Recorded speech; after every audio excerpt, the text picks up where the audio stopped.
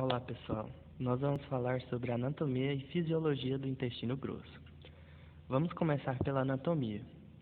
Esta é uma imagem que mostra de uma forma geral a composição do intestino grosso. Fazem parte o ceco, o apêndice vermiforme, o cólon ascendente, o cólon transverso, o cólon descendente e o sigmoide. O intestino grosso pode ser distinguido do intestino delgado por apêndices omentais do cólon, que são pequenas projeções adiposas semelhantes ao aumento, e pelas tênias do cólon, que são faixas de músculo liso e estão presentes em três: a mesocólica, a omental e a livre. O ceco é a primeira parte do intestino grosso. Faz a ligação com o ilho pela válvula iliocecal. É contínuo com o cólon ascendente e é uma bolsa intestinal cega, de mais ou menos 7,5 centímetros.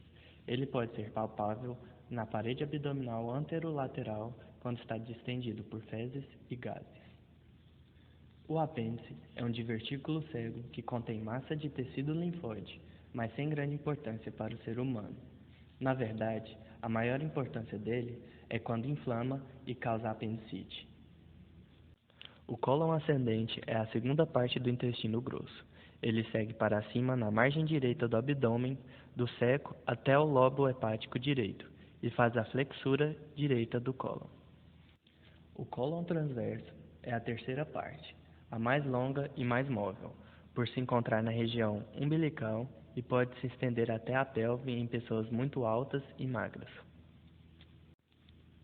Já o cólon descendente ocupa uma posição retroperitoneal, entre a flexura esquerda do cólon e a fossa ilíaca esquerda, que é contínua com o sigmoide.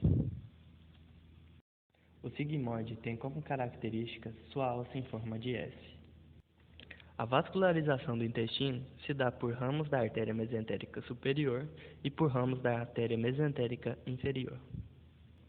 A drenagem venosa cai no sistema porta e vai direto para o fígado.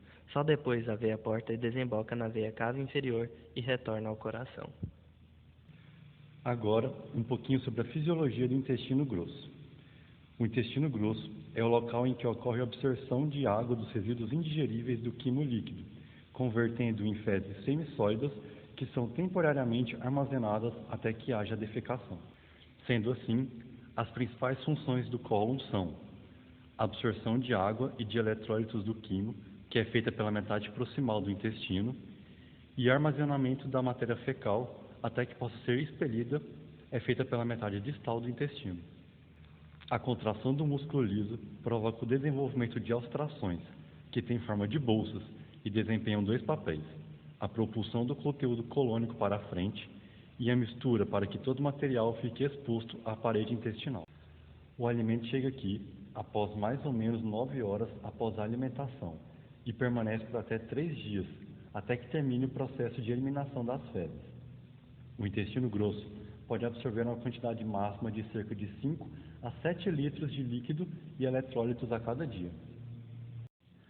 As fezes normalmente consistem em cerca de 3/4 de água e 1/4 de material sólido, sendo que deste material sólido, 30% são bactérias da microbiota intestinal mortas, 10 a 20% de gorduras, 10 a 20% de matéria inorgânica, 2 a 3% de proteínas e os 30% restantes são de resíduos não digeridos de alimentos e constituintes dos sucos digestivos, como pigmento biliar.